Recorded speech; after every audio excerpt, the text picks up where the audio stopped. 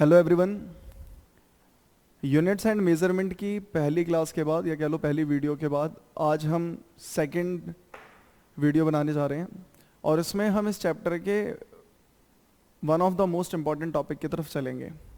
यहाँ पर टॉपिक के इम्पॉर्टेंट कहने का सेंस केवल ये नहीं है कि आपके सीबीएसई पॉइंट ऑफ व्यू से बहुत इंपॉर्टेंट है, आप किसी भी एंट्रेंस एग्जाम में जाएं तो भी डायमेंशंस का बहुत यूज़ आता है। तो टॉपिक आपको क्लियर है। आज हम पढ़ेंगे डायमेंशनल एनालिसिस। ओके, तो बिना टाइम वेस्ट किए कंटिन्यू करते हैं। लास्ट क्लास में मैंने कुछ टॉपिक कवर किए थे जिसमें से एक था फिजिकल क्वांटिटी, कि फिजिकल क्वांटिटीज़ क्या हैं, एंड आई होप वो वीडियो आप देख के आए होंगे या फिर आपको इनके बारे में पता होगा। फिर भी एक बार, all the measurable quantities are physical quantity, और डिटेल में जानना है तो आप वीडियोस देख सकते हो। ठीक है, फिजिकल क्वांटिटी को हमने दो पार्ट में क्लासिफाई किया था। First one is fundamental physical quantity, first one is fundamental physical quantity, और दूसरी थी डिराइव्ड फिजिकल क्वांटिटी। अब इनकी डेफिनेशन में ज़्यादा नहीं जाएंगे हम, बस जल्दी से देखेंगे। फंडामेंटल फिजिकल क्वांटिटी वो थी जो हमने पढ़ा है कि जिनकी वैल्यू किसी अदर फिजिकल क्वांटिटी पे डिपेंड नहीं करती, और डिराइव्ड फिजिकल क्वांटिटी ऐसे फिजिकल क्वांटिटी हैं जिनकी वैल्यूज या फिर डिराइव्ड फिजिकल क्वांटिटी वो क्वांटिटी हैं जो फंडामेंटल पे डिपेंड करेंगी। फंडामेंटल नहीं करेंगी, डिराइव्ड करेंगी, फंडामेंटल्स पे करेंगी। या फिर आप ऐसे कह सकते हो कि डिराइव्ड को फंडामेंटल की टर्म में रिप्रेजेंट किया जा सकता है। ऑलराइट, ठीक है। हमने कुछ 7 फंडामेंटल फिजिकल क्वांटिटी पढ़ी थी, आई होप आपको याद भी होंगी वो। उनमें था आपका length, mass, time, temperature, current, luminous intensity and amount of substance, amount of substance. ठीक है। और डिराइव्ड के तो आप कितने लिस्ट बना लें, आपके 11th-12th के सिलेबस में कुछ नहीं तो 400-500 आपके पास फिजिकल क्वांटिटी मिलने वाली है आपको। ठीक है, डिराइव्ड फिजिकल क्वांटिटी वो हैं जिनकी वैल्यू किसी पे डिपेंड नहीं कर रही और जिन्हें मेजर करने के लिए हमें किसी और फिजिकल क्वांटिटी की रिक्वायरमेंट नहीं है। राइट, हाँ, ये ज़्यादा बेसिक है। मतलब आप फंडामेंटल को ऐसे कह सकते हो कि जिनकी वैल्यू मेजर करने के लिए आपको किसी अदर फिजिकल क्वांटिटी की रिक्वायरमेंट नहीं है। लेंथ है, अपने आप में मेजर हो जाएगा, कोई दिक्कत नहीं, कुछ नहीं चाहिए हमें। और किसी भी बॉडी का मास मेजर करना है कर सकते हो, टाइम करना है कर सकते हो, आपको किसी और की रिक्वायरमेंट नहीं है, ये डायरेक्ट मेजर हो जाएंगे। टेम्परेचर के साथ भी same, and same with the current and these quantity. Derived physical quantity वो होंगी जिन्हें आप डायरेक्ट मेजर नहीं कर सकते, आपको इन्हें मेजर करने के लिए फंडामेंटल फिजिकल क्वांटिटीज की हेल्प लेनी पड़ेगी।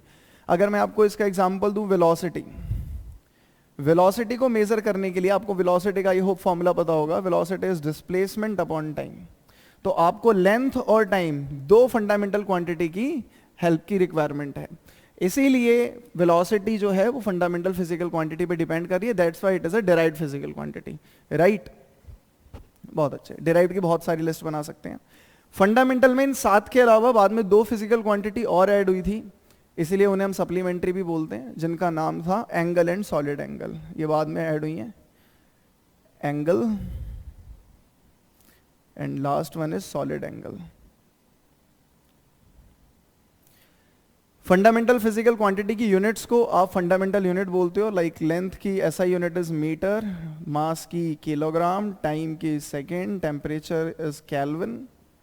केल्विन एब्सोल्यूट टेम्परेचर जो होता है वो केल्विन में मेजर होता है। केल्विन को टेम्परेचर की एग्जैक्ट यूनिट भी बोला जाता है, और ये एक लौती ऐसी यूनिट है जिसमें आप डिग्री देखने को नहीं मिलेगा। मतलब आप टेम्परेचर देखो, degree Celsius, degree Fahrenheit, in general इसकी यूनिट में डिग्री वर्ड आता है, लेकिन केल्विन में डिग्री लगाने की रिक्वायरमेंट नहीं है, हम डायरेक्ट केल्विन बोलते हैं। ठीक है।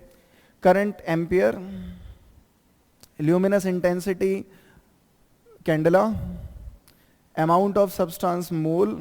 अमाउंट ऑफ सब्सटेंस कृपया से मास ना बोलें कि मास में मेजर करेंगे, ये अलग है, मोल के बारे में पढ़ोगे आप अपनी केमिस्ट्री में। एंगल की यूनिट आपको पता है, जो यहाँ पे पढ़ने वाले हैं वो है रेडियन, और सॉलिड एंगल की स्टेरेडियन। ठीक है, अब आ जाते हैं अपने मेन टॉपिक पे, विच इज डायमेंशन एनालिसिस। देखो, आपको एक बात अभी क्लियर हो गई है, पता लग गई है कि डिराइव्ड फिजिकल क्वांटिटी को आप फंडामेंटल की टर्म में रिप्रेजेंट कर सकते हो। मतलब अगर आप डिराइव्ड फिजिकल क्वांटिटी को ब्रेक करोगे तो एट द एंड आपको मिलने फंडामेंटल वाली ही हैं। That's why they are basic quantities, जिन पे इनकी वैल्यूज डिपेंड करेगी। और इसी को बोलते हैं हम डायमेंशनल एनालिसिस, या फिर किसी फिजिकल क्वांटिटी की डायमेंशन बता देना। बहुत ही सिंपल लैंग्वेज में बोला जाए तो बस आप ये कह सकते हो कि आप डिराइव्ड फिजिकल क्वांटिटी को फंडामेंटल की टर्म में रिप्रेजेंट कर सकते हो, और ये रिप्रेजेंटेशन, ये रिप्रेजेंट कर देना, इसी को बोलते हैं हम डायमेंशनल एनालिसिस। अब हम सबसे ज़्यादा जो यूज़ में आने वाली है आपकी वो आएगी मास, लेंथ और टाइम। ये मैकेनिक्स में सबसे ज़्यादा यूज़ में आएंगी आपकी डायमेंशंस में। आओ देखो, मास की डायमेंशन की जब हम बात करेंगे, डायमेंशन ऑफ मास, तो आप केवल लिख सकते हो m, कैपिटल M से रिप्रेजेंट करना है आपको। और ध्यान ये रखना है कि जब भी हम किसी फिजिकल क्वांटिटी की डायमेंशन लिखेंगे, डायमेंशनल फॉर्मूला लिखेंगे, तो उसको हमेशा रेक्टेंगुलर ब्रैकेट में लिखेंगे, और जहां पर कैपिटल का यूज हो रहा है वहां कैपिटल अल्फाबेट यूज किया जाएगा। तो मास के लिए हम कैपिटल M यूज करने वाले हैं। Alright, dimension formula of length, length के लिए यूज करोगे आप L, और टाइम के लिए यूज करोगे आप T। देखो ये तो हमने फंडामेंटल की बात कर ली। जब हम डिराइव्ड को ब्रेक करेंगे और उसको इनकी टर्म में लिखेंगे, तो वो आपकी डिराइव्ड फिजिकल क्वांटिटी की डायमेंशन फॉर्मूलेज निकल के आएंगे।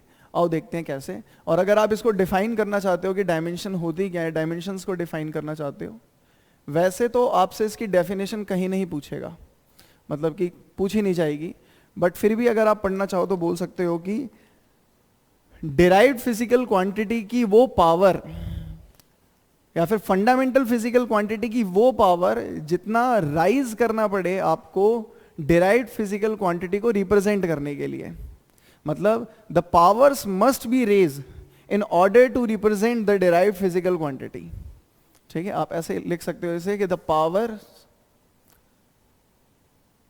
Powers of fundamental physical quantities must be raised in order to represent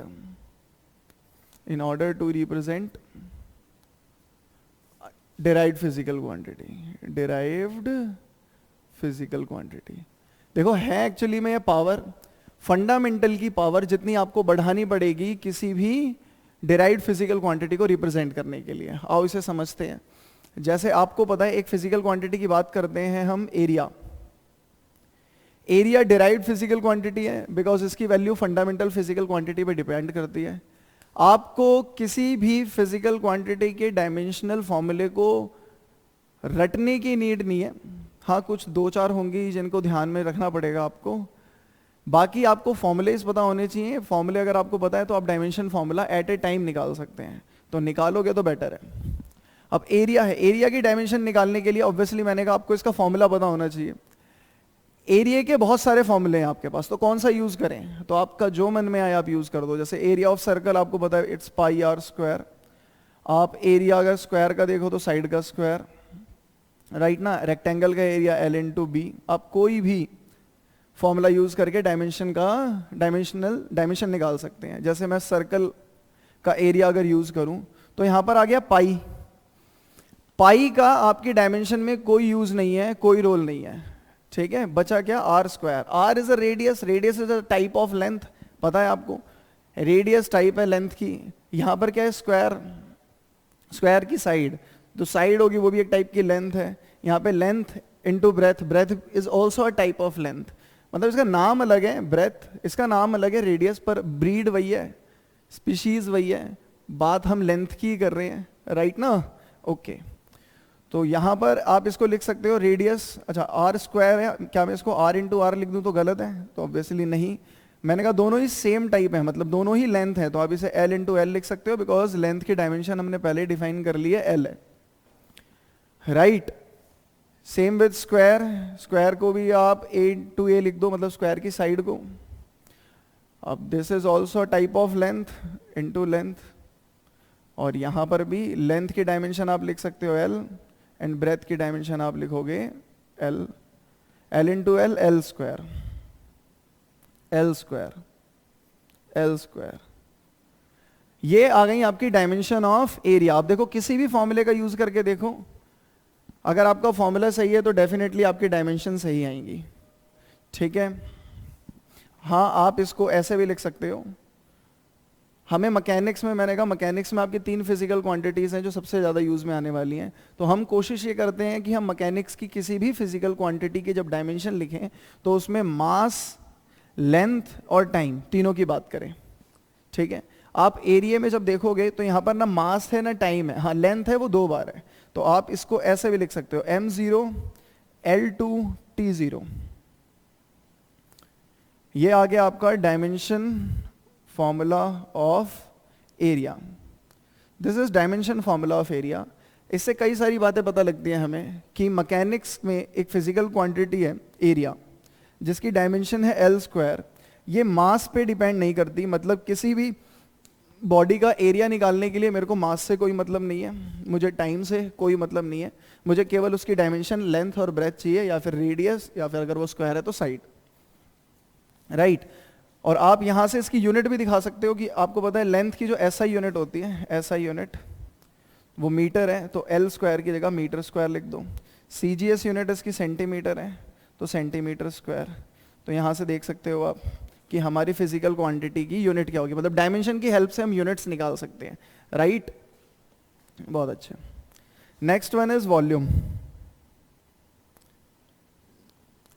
volume के बहुत सारे फॉर्मूले हैं, आप कोई भी यूज़ करें, जैसे स्फेयर का volume is 4/3 pi R cube, अगर कहीं क्यूबॉइड है then L into B into H, cylinder है पाई आर स्क्वायर एच। आप किसी भी फॉर्मूले का यूज़ करो, किसी भी फॉर्मूले की हेल्प से आप डायमेंशन निकाल सकते हैं, कंडीशन फॉर्मूला सही होना चाहिए।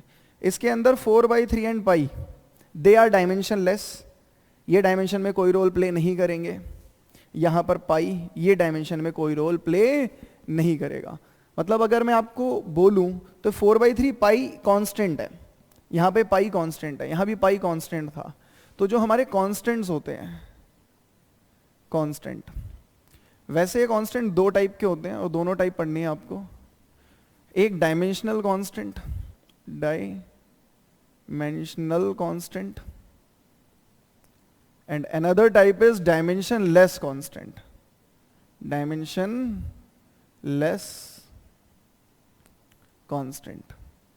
शायद आपको ये लग रहा हो कि पाई जो है और 4/3 पाई है दे आर कांस्टेंट, इसलिए हम इनको डायमेंशन में इन्वॉल्व नहीं कर रहे, तो ऐसा कोई रीजन नहीं है।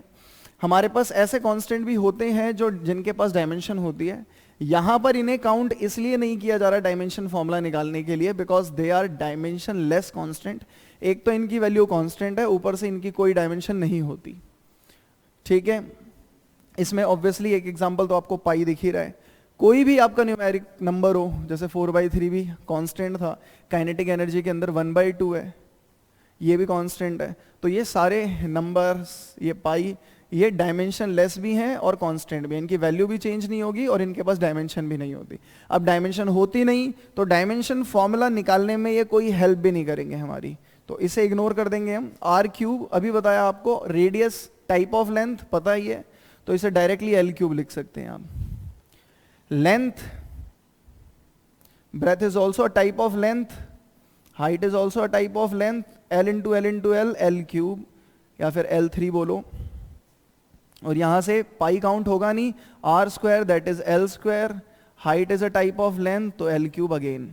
मतलब यह है कि फॉर्मूले की फाउंडेशन नहीं है, आप कोई भी फॉर्मूला यूज करेंगे आपको डायमेंशन सेम मिलेगी, अगर आपने निकालते वक्त ध्यान दिया है तो, राइट ना, वेरी गुड। तो this is your dimension of volume. कुछ लिखना है लिख लें, वरना हटाते हैं इसको।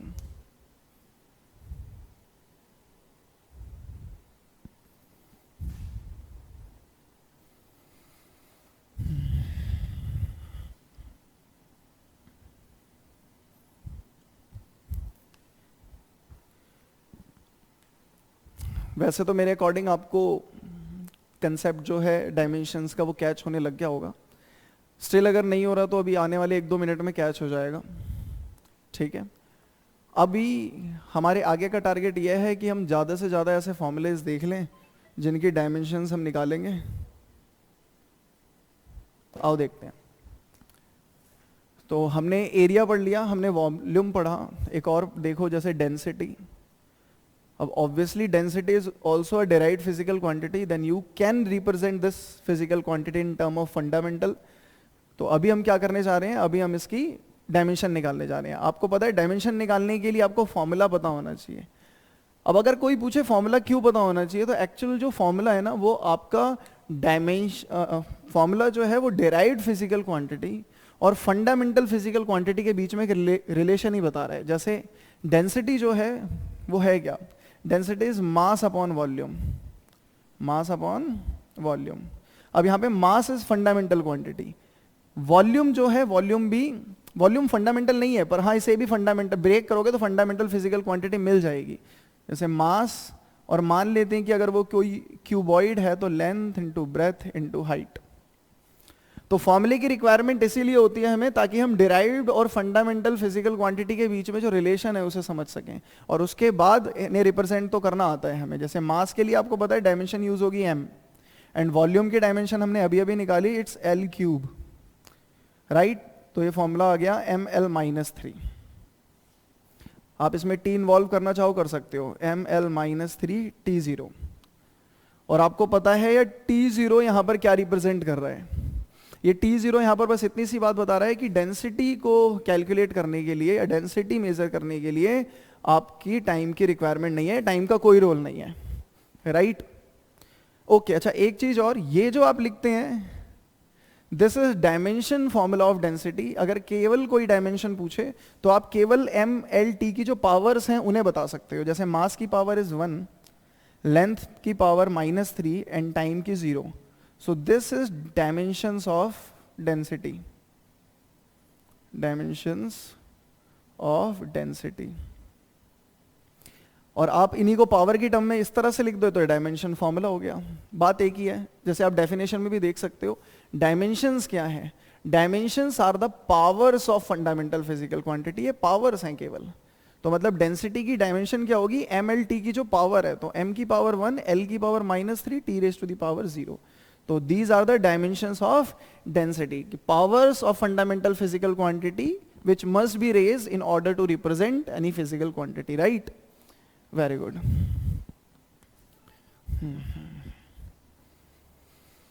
आओ आगे बढ़ते हैं।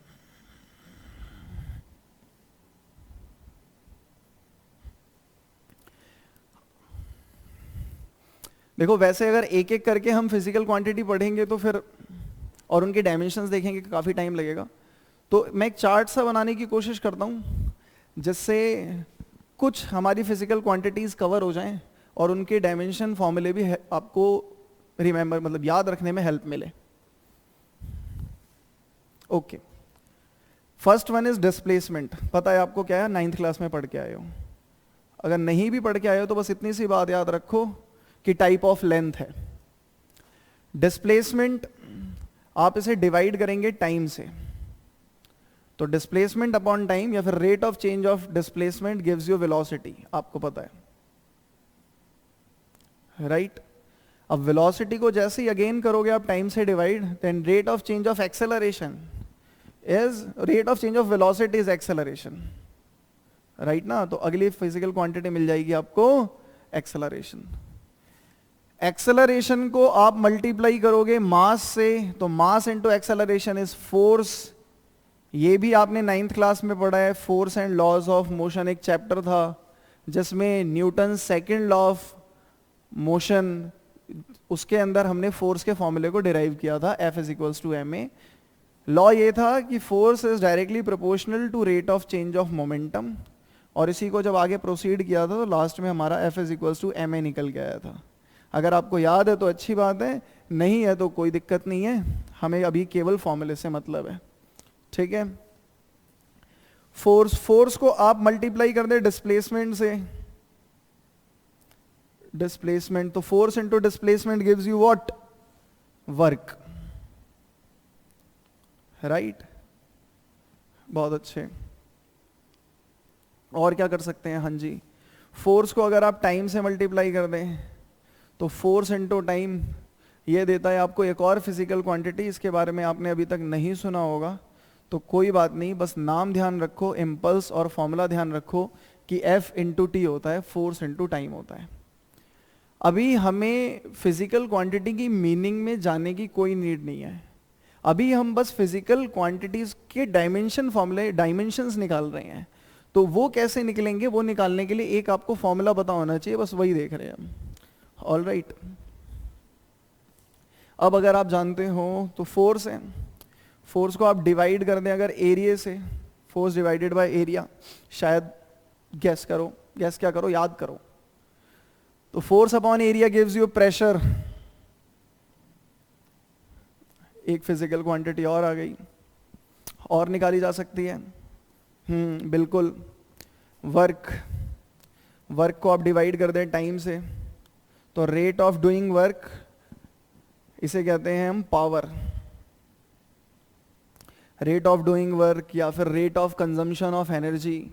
ठीक है, अभी के लिए हमारे को जितनी भी फिजिकल क्वांटिटी दिख रही हैं, जैसे 2-3 तो हम पहले पढ़ चुके, एरिया, वॉल्यूम, डेंसिटी, उसके अलावा करीब 8 फिजिकल क्वांटिटी आपकी बोर्ड पे लिखी हुई हैं और इनकी डायमेंशन अब आप बहुत इजीली निकाल सकते हो, इस चार्ट में सारे फॉर्मूले आ गए। जैसे डिस्प्लेसमेंट है, इसकी डायमेंशन तो L ही हो जाएगी because it is a type of length, right. Length को आपको टाइम से डिवाइड करना है, मतलब L अपॉन टी, टी ऊपर आएगा पावर -1, तो वेलोसिटी की डायमेंशन हो गई LT-1। एक बार मैं फिर भी दिखाई देता हूं अलग से आपको करके, ताकि आगे समझ में आए आपको कि वेलोसिटी है, कैसे निकाल रहे हैं, डिस्प्लेसमेंट को डिवाइड कर रहे हैं टाइम से, that is displacement divided by time. Displacement की डायमेंशन लेंथ L, टाइम की T, T ऊपर जाएगा पावर, अभी पावर 1 है, ऊपर जाएगा तो -1, then LT-1, this is the dimension of velocity.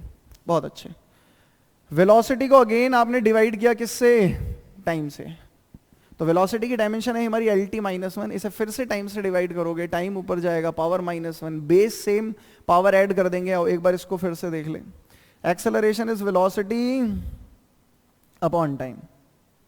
ठीक है, velocity is LT-1 and time is T। तो ये हो जाएगा आपका LT-1, T ऊपर आया, T की पावर फिर से -1। आप जानते हो दो, इन दोनों का बेस सेम है तो पावर ऐड कर दोगे आप, then this will become LT-2। ये आ गया आपका डायमेंशन ऑफ एक्सेलरेशन। अब आगे मैं इसे इस तरह से सॉल्व करके नहीं दिखाऊंगा, आओ थोड़ा जल्दी करें। तो एक्सेलरेशन की dimension velocity upon time, that is LT-2। याद करो, इसीलिए एक्सेलरेशन की जो यूनिट थी, अगर आपको याद आ रहा हो तो इसकी यूनिट होती है मीटर पर सेकेंड स्क्वायर, ऐसे लिख लो, मीटर पर सेकेंड स्क्वायर, बिकॉज लेंथ ऐसा यूनिट मीटर, टाइम ऐसा यूनिट सेकेंड, वेलोसिटी की यूनिट मीटर पर सेकेंड। ठीक है, आओ आगे बढ़ते हैं।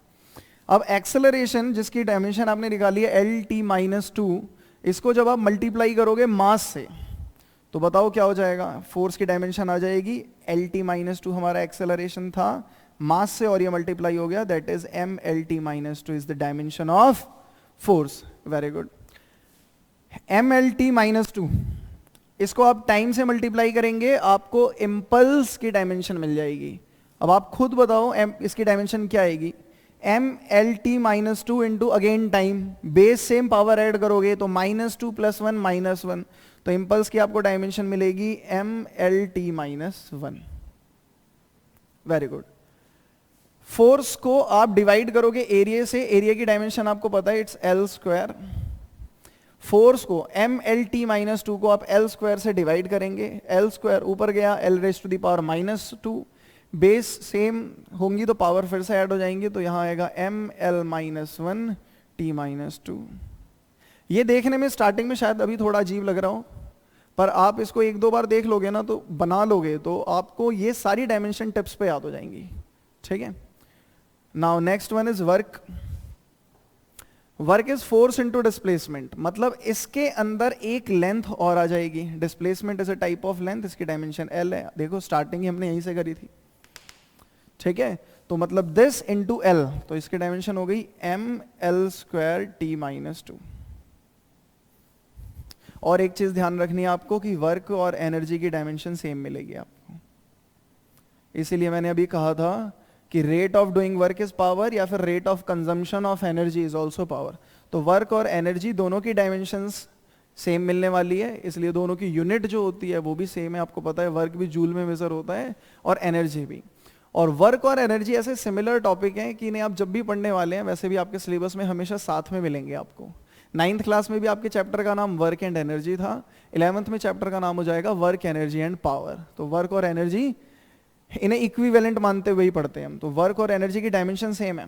एनर्जी की चलो एक बार प्रूव कर देते हैं। आप कोई भी एनर्जी का फॉर्मूला उठा लो, let's say kinetic energy, I hope आपको याद होगा इसका फॉर्मूला 1/2 mv²। नहीं याद तो पोटेंशियल एनर्जी का यूज कर लो, ग्रेविटेशनल पोटेंशियल एनर्जी, ये भी पढ़ी है हमने, दिस इज mgh। 1/2 एक नंबर है, numeric value is a dimension less constant, तो इसका डायमेंशन में कोई रोल होगा नहीं। बात कर लो मास की, तो मास की डायमेंशन इज m। वेलोसिटी की डायमेंशन आपको पता है lt-1, और साथ में करना है इसका स्क्वायर, तो ये हो जाएगा ml²t⁻², पता है आपको 2 दोनों से मल्टीप्लाई हो जाएगा, तो ml²t-2। आप mgh से निकाल के देख लें, मास की dimension m, g is what, ये स्मॉल g आपने क्लास 9th में ग्रेविटेशन चैप्टर में पढ़ा है। This is acceleration due to gravity. 9th में 2 g थे, एक capital G universal gravitational constant और एक स्मॉल जी, ये वो स्मॉल जी है, मतलब दिस इज एक्सेलरेशन। इसकी वैल्यू याद करो, इसकी वैल्यू थी 9.8 मीटर पर सेकेंड स्क्वायर। आप इसे कई क्वेश्चंस में अप्रॉक्सीमेटली 10 भी कंसीडर कर लेते थे। तो मीटर पर सेकेंड स्क्वायर, मीटर पर सेकेंड स्क्वायर देखो यहाँ पर, मतलब की बात हो रही है किसकी, एक्सेलरेशन की। तो एक्सेलरेशन की डायमेंशन हमें पता है, दिस इज lt-2, हमने अभी निकाली, ये देखो। h is height, height is a type of length, आपको पता है height is also a type of length, तो l हो गया। अब आप देखो m कहाँ है, m केवल यहीं पर है, l 2 बार आ रहा है, मीन्स l², यहाँ पे t की पावर -2 है। तो किसी भी फॉर्मूले का यूज करेंगे आपको डायमेंशन सेम मिलने वाली है, ये बात तो आपको रियलाइज हो गई होगी। और अब ये भी दिख गया आपको कि एनर्जी की डायमेंशन और वर्क की डायमेंशन सेम है, राइट, बहुत अच्छा। अब इसी को आपको फिर से डिवाइड कर देना है टाइम से, तो आपको मिल जाएगा पावर। टाइम से फिर से डिवाइड करोगे, टाइम ऊपर जाएगा, पावर -1, -2 पहले से है, -2 -1 बिकम -3, तो इसकी डायमेंशन आ जाएगी ml²t-3। वेरी गुड, लिख लो फटाफट से, फिर आगे बढ़ेंगे।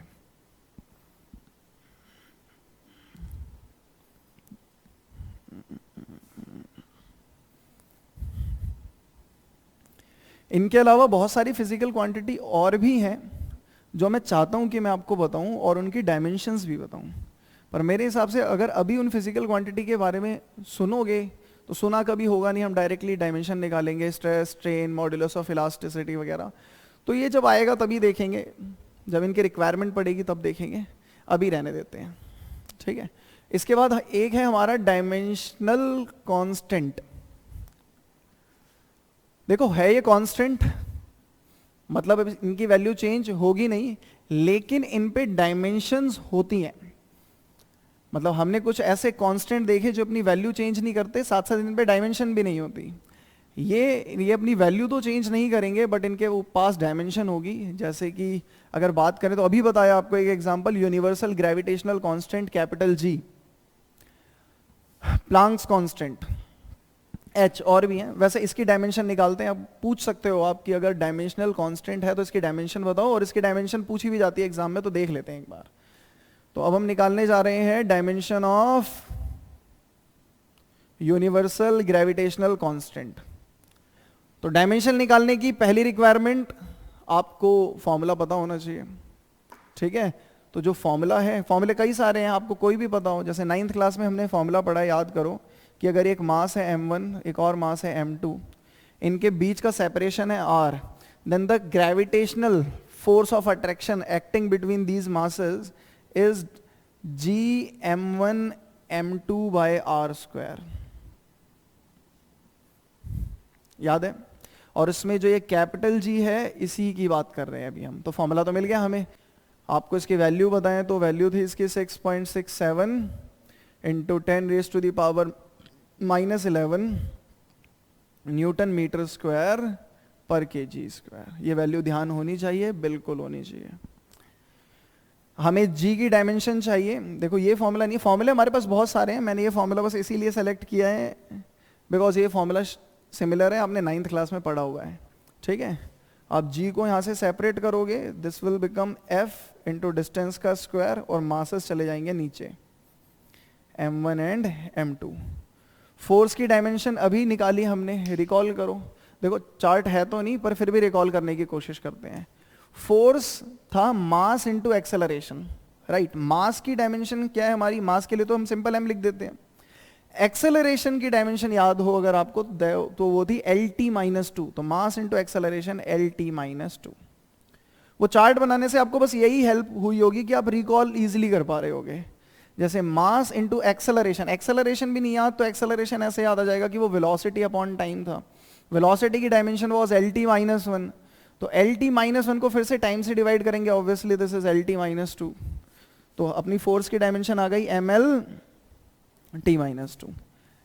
R क्या है यहाँ पर? दिख गया आपको, डिस्टेंस है। डिस्टेंस का स्क्वायर कर रहे हो तो मतलब L² आएगा।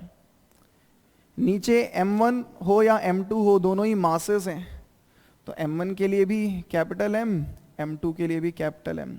अब देखते हैं, M की बात करते हैं पहले। तो m² है नीचे, राइट। ऊपर जाएगा, अगर इसको आप डायरेक्टली लिखना चाहो तो लिख दो m⁻²।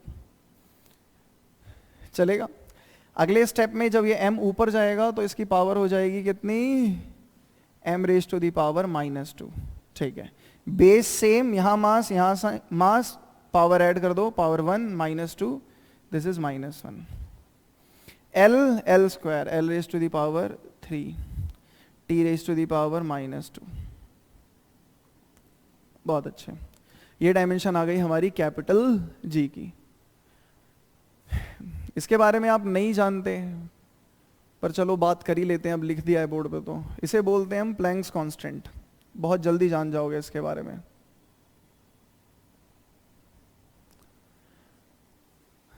आपने क्लास 10th में चैप्टर पढ़ा है लाइट। लाइट के बारे में अभी और भी बहुत कुछ जानना है आपको। लाइट फिजिक्स की जिस ब्रांच में हम स्टडी करते हैं उस ब्रांच को बोलते हैं ऑप्टिक्स। और ऑप्टिक्स को हमने दो पार्ट में क्लासिफाई किया हुआ है, ray optics and wave optics. मतलब लाइट को दो टाइप से पढ़ते हैं। लाइट का हम पार्टिकल नेचर भी पढ़ते हैं और लाइट का वेव नेचर भी पढ़ते हैं। लाइट को एक पार्टिकल की तरह भी डील करते हैं और लाइट को वेव की तरह भी डील करते हैं। तो जब हम पार्टिकल की तरह डील करते हैं कि तो कहते हैं कि लाइट बहुत छोटे छोटे स्मॉल पैकेट्स ऑफ एनर्जी से मिलकर बना है, जिनको हम फोटोन बोलते हैं। और उन फोटोन की एनर्जी निकालने का एक फॉर्मूला होता है, E=h⁻, या फिर यहाँ पे न्यू क्या है आप इसको भी नहीं जानते, पहले आओ इसकी बात करें। तो एक और फिजिकल क्वांटिटी है विच इज फ्रीक्वेंसी। फ्रीक्वेंसी आपने साउंड चैप्टर में पढ़ी होगी क्लास 9th में। तो frequency, this is reciprocal of time period. अब बात करनी पड़ेगी टाइम पीरियड क्या है, तो आओ देख ही लेते हैं। जैसे पेंडुलम है, आपने इसको डिस्टर्ब किया, ये ऑसिलेट करना शुरू कर देगा, राइट ना। तो एक पेंडुलम अपनी एक साइकिल कंप्लीट करने में, मतलब एक ऑसिलेशन कंप्लीट करने में, यहां से यहां जाने में और फिर वापस आने में जितना टोटल टाइम लेने वाला है उसको बोलते हैं हम time period of simple pendulum. Time period का मतलब है कि अगर कोई बॉडी सर्कुलर पाथ में घूम रही है तो अपनी एक साइकिल कंप्लीट करने में, पूरा सर्कल कंप्लीट करने में कितना टाइम लग रहा है, उसे बोलते हैं हम टाइम पीरियड। ठीक है, तो इस टाइम पीरियड को जब आप मतलब 1 से डिवाइड कर दोगे या कह लो कि टाइम पीरियड का रेसिप्रोकल कर दोगे तो आपको एक फिजिकल क्वांटिटी मिलती है फ्रीक्वेंसी। ये frequency is number of vibration पर सेकंड। इसीलिए मैं ज्यादा फिजिकल क्वांटिटी पे जाने से बच रहा था अभी, क्योंकि जब हम फिजिकल क्वांटिटी पे जाने लगेंगे और उनको समझने लगेंगे अभी, तो हो सकता है आपके दिमाग काम करना बंद कर दे, ब्लॉक होने लगे। क्योंकि 9th क्लास में आई थिंक आप लोगों ने साउंड चैप्टर भी पढ़ा नहीं है, आपके सिलेबस से हट गया था, ठीक है। तो अभी के लिए हमें बस फिजिकल क्वांटिटी की मीनिंग में नहीं जाना, मीनिंग में नहीं जा रहे, फॉर्मूले पे ध्यान देते हैं कि फ्रीक्वेंसी एक ऐसी फिजिकल क्वांटिटी है जो रेसिप्रोकल है टाइम पीरियड के। तो मतलब reciprocal of time period, time की डायमेंशन ये होती है, तो फ्रीक्वेंसी की डायमेंशन होगी टी इनवर्स, और फ्रीक्वेंसी की इसलिए जो यूनिट होती है वो होगी सेकेंड इनवर्स, या फिर इसको हम हर्ट्ज भी बोलते हैं, ठीक है। तो this is frequency and this is Planck constant, इसकी वैल्यू निकालनी है तो h को आप कह सकते हो E अपॉन एनर्जी। एनर्जी की डायमेंशन हमने निकाली थी, फिर से चार्ट से रिकॉल करो, एनर्जी इक्विवेलेंट था वर्क के। फोर्स की डायमेंशन अभी अभी आपने याद करी कि फोर्स की डायमेंशन आ रही थी ml/t-2 and work is force into displacement, मतलब कि इसके अंदर एक लेंथ और आ जाएगी, तो ये डायमेंशन हो जाएगी आपकी ml/t-2, ठीक है। तो एनर्जी की डायमेंशन हो गई ml/t-2 एंड फ्रीक्वेंसी t-1, ऊपर जाएगा +1, बेस सेम, पावर ऐड कर दोगे तो यही हो जाएगा ml/t-1, या आपकी प्लैंक्स कांस्टेंट की डायमेंशन आ गई। मतलब ये है कि कांस्टेंट वो वैल्यूज होती हैं, मतलब वो वैल्यूज हैं जो अपने मैग्नीट्यूड को चेंज नहीं करने वाली, ठीक है। तो कांस्टेंट ऐसा नहीं है कि डायमेंशन लेस ही होंगे, कांस्टेंट डायमेंशन लेस भी हो सकते हैं और कांस्टेंट्स हमारे डायमेंशनल भी हो सकते हैं। एंड सेम विद वेरिएबल्स, ऐसा नहीं है कि केवल कांस्टेंट की बात हो रही है, वेरिएबल्स की भी बात ऐसे ही होगी। वेरिएबल भी आपको दो टाइप के मिलेंगे, वेरिएबल मतलब जो अपनी वैल्यू चेंज कर देंगे, एक आपका dimension less variable and dimensional variable. Dimensional variable, dimension less variable की अगर बात करो तो रिफ्रैक्टिव इंडेक्स, रिफ्रैक्टिव इंडेक्स आपने क्लास 10th में लाइट चैप्टर में पढ़ा हुआ है। देखो डायमेंशन लेस जनरली वो होंगे जो प्योर रेशियो होंगे किसी फिजिकल क्वांटिटी के। रिफ्रैक्टिव इंडेक्स का अगर आप फॉर्मूला ध्यान करो तो वो था speed of light in vacuum upon speed of light in medium, मतलब ऊपर भी स्पीड एक प्योर रेशियो है, स्पीड और स्पीड का रेशियो है। प्योर रेशियो का मतलब क्या होता है, जहां आप सेम फिजिकल क्वांटिटी को न्यूमरेटर और डिनोमिनेटर में रखते हो। वैसे तो डेंसिटी भी एक रेशियो है, पर वो रेशियो है मास और वॉल्यूम का, ये प्योर रेशियो नहीं है, ऊपर अलग फिजिकल क्वांटिटी है, नीचे अलग फिजिकल क्वांटिटी है, राइट। लेकिन रिफ्रैक्टिव इंडेक्स क्या है, एक प्योर रेशियो है, ऊपर जो फिजिकल क्वांटिटी, ऊपर स्पीड है, नीचे भी स्पीड है। तो जहां पर ऐसी कंडीशन आएंगी वहां आपको जो फिजिकल क्वांटिटी मिलेगी वो डायमेंशन लेस होगी, क्योंकि ऊपर भी आप देखो, ऊपर भी स्पीड है दैट इज m मीटर पर सेकेंड और नीचे भी मीटर पर सेकेंड है, तो बचेगा क्या, कुछ भी नहीं। मतलब ऊपर भी ml-1, नीचे भी ml-1, तो एक्चुअल में ये मिलेगा m0 l0 t0, राइट। बहुत अच्छे। तो dimension less variable refractive index है। जितने भी आपके ट्रिग्नोमेट्रिक फंक्शन है, ट्रिग्नोमेट्रिक फंक्शन है जैसे साइन थीटा, कॉस थीटा, इनकी वैल्यू चेंज हो सकती है, हाँ चेंज हो सकती है। क्या इनकी कोई डायमेंशन होती है, तो नहीं होती, बिकॉज आपको पता है कि वो भी प्योर रेशियो है। जैसे साइन थीटा की बात करो तो वो परपेंडिकुलर अपॉन हाइपोटेनस है, राइट ना। एक ट्राइंगल की दो साइड का रेशियो, कोई भी ट्रिग्नोमेट्रिकल फंक्शन जो है उसे आप ट्राइंगल की दो साइड का रेशियो बता सकते हो, राइट एंगल ट्राइंगल की, और दोनों या कोई भी साइड है वो है तो टाइप ऑफ लेंथ ही, तो that is length upon length है। तो जब वहां पर प्योर रेशियो आ गया, तो प्योर रेशियो आ गया तो दैट इज वहां पर डायमेंशन मिलेगी नहीं आपको, ठीक है। डायमेंशनल वेरिएबल के तो आप कितने ही एग्जांपल दे रहे हैं, अभी तक आपने जितने भी पढ़े मैक्सिमम डायमेंशनल वेरिएबल थे, उनकी वैल्यू भी चेंज हो सकती थी और उनके पास डायमेंशन भी थी। फोर्स, एनर्जी, मोमेंटम, जर्क, पढ़ते रहो, जितने एग्जांपल पढ़ लो, 400-500 एग्जांपल दिए जा सकते हैं इसके, ठीक है। तो यहां तक आपको अगर कुछ नोट करना है तो कर लें, फिर हम आगे बढ़ेंगे।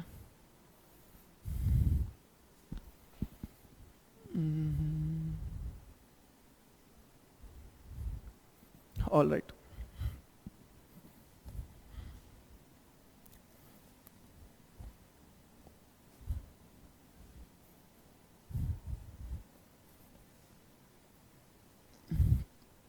नेक्स्ट, डायमेंशंस कैसे निकालने वाले हम, आई होप ये आपको समझ में आ गया होगा। मैकेनिक्स में 3 मेन डायमेंशन आपको ध्यान में रखनी है, मास, लेंथ और टाइम की। उसके बाद आपको रिक्वायरमेंट है आपके उस फिजिकल क्वांटिटी जिसके आप डायमेंशन निकालना चाह रहे हैं उसके फॉर्मूले की, और फॉर्मूले में जितनी फिजिकल क्वांटिटी आ रही है उनकी डायमेंशन आपको पता हो, अगर नहीं भी पता तो उनको भी ब्रेक करके निकाल लेंगे हम, ठीक है। जैसे अगर बात ही करें वर्क की, तो work is force into displacement. अब मान लो आपको फोर्स की डायमेंशन नहीं पता, फॉर्मूला तो पता है, फिर आप नहीं निकाल सकते, तो इनको भी ब्रेक कर देंगे, फिर हम फोर्स को मास इनटू एक्सेलरेशन लिख देंगे। किसी भी डिराइव्ड फिजिकल क्वांटिटी को आप फंडामेंटल की टर्म में रिप्रेजेंट कर सकते हो, उसे तोड़ तोड़ के। तो फंडामेंटल की टर्म में ले जाओ और उसके बाद डायमेंशन लिखो, डायमेंशन निकाल लो। तो यहां तक तो हमारे समझ में आ गया। लिस्ट अगर बनाना चाहें तो डायमेंशन की बहुत लंबी बन सकती है, और आपको मिल भी जाएगी, एनसीईआरटी में मिल जाएगी, आपको बहुत सारे डायमेंशन फॉर्मूले मिल जाएंगे, या फिर किसी भी बुक जिससे आप पढ़े तो बहुत सारे डायमेंशन फॉर्मूले मिल जाएंगे। हमें अब डायमेंशंस की मेन एप्लीकेशंस पढ़नी है। तो एप्लीकेशन पढ़ने से पहले एक छोटा सा प्रिंसिपल पढ़ना होगा आपको। आओ देखें वो प्रिंसिपल क्या है। उसे बोलते हैं principal of homogeneity. Principal of homogeneity, बड़ा सुंदर नाम और वैसा ही सुंदर काम है इसका। ये बहुत ही बेसिक बात बताता है। और अगर मैं आपसे कहूं कि प्रिंसिपल ऑफ होमोजेनिटी मैंने अभी तक आपको बताया नहीं, पर आप इंटरनली आपको पहले से ही पता है कि ये होता क्या है। जैसे अगर मैं आपसे बोलूं कि 2 kg प्लस 3 kg की वैल्यू क्या होगी, तो आप मुझे आंसर दोगे 2 kg plus 3 kg 5 kg, right. लेकिन अगर मैं क्वेश्चन ऐसा पूछता कि 2 kg प्लस 5 डिग्री सेल्सियस कितना होगा, तो आप मुझे कोई भी आंसर नहीं दोगे, क्योंकि ये एक मीनिंगलेस क्वेश्चन है कि आप कह रहे हो एक तरफ 2 kg हमने मास ले लिया और दूसरी तरफ 5 डिग्री सेल्सियस, मतलब दूसरी तरफ हमने टेम्परेचर ले लिया। आप मास में टेम्परेचर को कैसे ऐड कर सकते हो? सेम बात जो आपके दिमाग में अभी चल रही है वही बात बोलती है प्रिंसिपल ऑफ होमोजेनिटी, कि आप सेम टाइप की फिजिकल क्वांटिटी को ही ऐड या सब्ट्रैक्ट या फिर इक्वेट कर सकते हैं। Same type of physical quantity can be added, subtracted और इक्वेटेड। आप डिफरेंट फिजिकल क्वांटिटी को ऐड या सब्ट्रैक्ट नहीं कर सकते। आप मास में से माइनस केवल मास को ही कर सकते हो, जैसे 50 kg माइनस 20 kg, मिलेगा क्या? 30 kg, मतलब जो मिलेगा वो भी मास ही होगा। तो मास में से मास ही माइनस हो सकता है, मास में मास ही ऐड हो सकता है, लेंथ में लेंथ माइनस हो सकती है और लेंथ ही ऐड हो सकती है। 5 मीटर प्लस 3 मीटर, ये एक सेंसिबल क्वेश्चन है, राइट। तो ऐसा नहीं है कि केवल मास लेंथ टाइम ही है, कोई भी डिराइव्ड फिजिकल क्वांटिटी ले लो, फोर्स में आप फोर्स को ही ऐड या सब्ट्रैक्ट कर सकते हो और मिलने वाला भी फोर्स ही होगा। ये सिंपल सी बात बोलती है प्रिंसिपल ऑफ होमोजेनिटी। और साथ साथ एक बात और, कि ये जो कंडीशन है ये केवल एडिशन और सब्ट्रैक्शन और इक्वेट करना इसी पे अप्लाई होती हैं। आप डिफरेंट फिजिकल क्वांटिटी को मल्टीप्लाई और डिवाइड कर सकते हैं। जैसे अगर मैं आपसे बोलूं कि मास प्लस वॉल्यूम क्या मिलेगा, तो आप बोलोगे ये सेंसलेस क्वेश्चन है। लेकिन अगर मैं बोलूं मास अपॉन वॉल्यूम, मास को आप वॉल्यूम से डिवाइड करोगे तो क्या मिलेगा? अब आपके मन में आंसर आएगा डेंसिटी, ठीक है। मास को एक्सेलरेशन में ऐड करेंगे तो क्या मिलेगा? कोई मीनिंग नहीं। मास को एक्सेलरेशन से मल्टीप्लाई करेंगे तो क्या मिलेगा? Force, right. तो मल्टीप्लाई और डिवाइड हो सकती हैं डिफरेंट फिजिकल क्वांटिटीज, लेकिन ऐड या सब्ट्रैक्ट हमेशा सिमिलर फिजिकल क्वांटिटी ही होंगी। ओके, आओ इस पे बेस एक क्वेश्चन देखें छोटा सा। क्वेश्चन है, इसे बोलते हैं वंडर वॉल इक्वेशन 1 मोल के लिए। मतलब अभी हमें इक्वेशन पे नहीं जाना, बट फिर भी देख लो। P plus a upon V square v minus B is equals to R T. ये इक्वेशन मैं आपको सामने से बोल रहा हूं कि सही है, मतलब इक्वेशन सही है। अगर कोई इक्वेशन सही है तो वो डायमेंशनली भी सही होगी। यहां पर ये जो r है, this r is universal gravitational constant. इस r को हम बोलते हैं universal gas constant. I am very sorry, मैंने शायद ग्रेविटेशनल कांस्टेंट बोल दिया, वो कैपिटल जी था। तो यूनिवर्सल गैस कांस्टेंट, इसके बारे में भी पढ़ेंगे अब भविष्य में। यहां पर जो टाइम टी है वो एब्सोल्यूट टेम्परेचर है, यहां P जो है वो प्रेशर है, एंड हियर V जहां पर भी दिखे आपको वो वॉल्यूम है। क्वेश्चन ये है कि आपको डायमेंशन निकालनी है। किसकी डायमेंशन निकालनी है? तो फाइंड द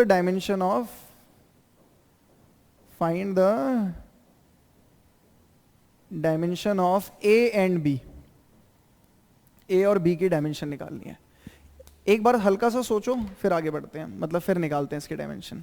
इक्वेशन सही है, इक्वेशन में कोई प्रॉब्लम नहीं है, हमें ए और बी की डायमेंशन फाइंड करनी है। फास्ट।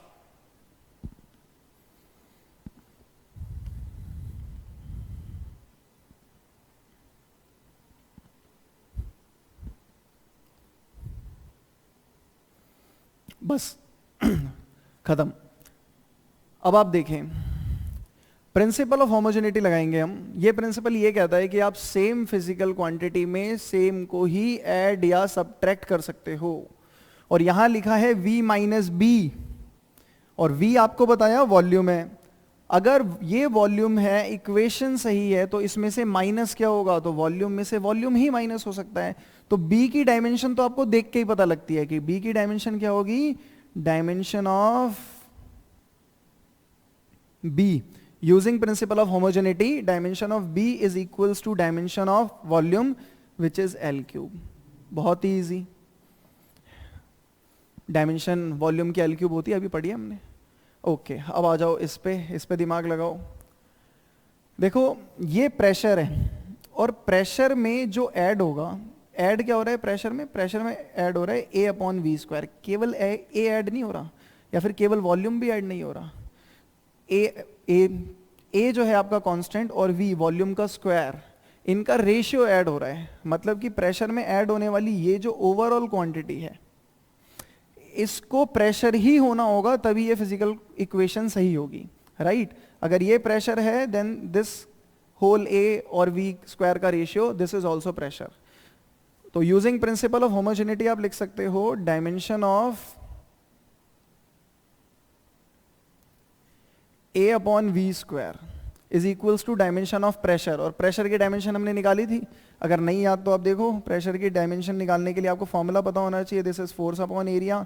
फोर्स अब तक याद होगा, mlt minus 2, and area is L square. आप इसका यूज करोगे, आपको मिलेगा m L minus 1 and t minus 2।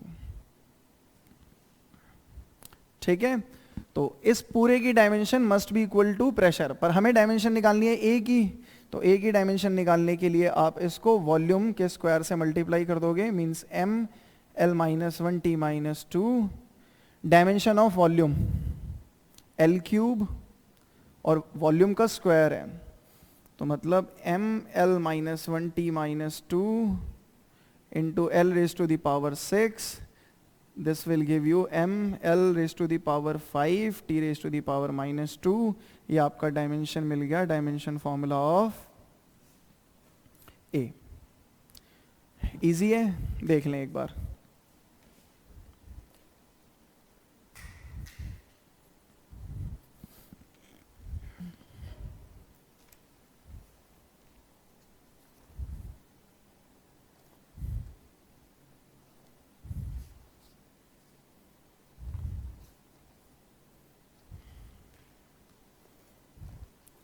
अभी के लिए एक क्वेश्चन और देखते हैं, और आज हम प्रिंसिपल ऑफ होमोजेनिटी पढ़ेंगे।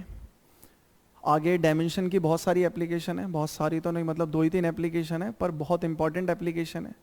डायमेंशन की हेल्प से चेक करना कि आपके सामने कोई इक्वेशन जो दी है वो डायमेंशनली करेक्ट है या नहीं। आप डायमेंशन का यूज करके चेक कर सकते हो कि गिवन इक्वेशन सही है या गलत है। आप डायमेंशन का यूज करके एक सिस्टम ऑफ यूनिट से दूसरे सिस्टम ऑफ यूनिट में मूव कर सकते हो। मतलब जैसे फोर्स की एक यूनिट है newton, SI unit, and force की सीजीएस यूनिट है डाइन। तो 1 newton is equals to how many dyne, अगर हमें पता करना है कि एसआई में यूनिट है न्यूटन, सीजीएस में है डाइन, इनका आपस में क्या रिलेशन है ये पता कर सकते हैं हम यूजिंग डायमेंशन। जैसे हमें पता है 1 किलोमीटर 1000 मीटर के इक्वल होता है, राइट ना? ठीक है, और हम डायमेंशन का यूज करके फॉर्मूले भी डिराइव कर सकते हैं। हम डायमेंशन का यूज करके डिफरेंट फिजिकल क्वांटिटी के बीच में रिलेशन निकाल सकते हैं। तो ये कुछ एप्लीकेशन है डायमेंशन की जो हमारे सिलेबस का पार्ट है, हमें पढ़नी है। इसे हम नेक्स्ट क्लास में पढ़ेंगे। एक क्वेश्चन और देख लेते हैं, फिर आगे बढ़ेंगे।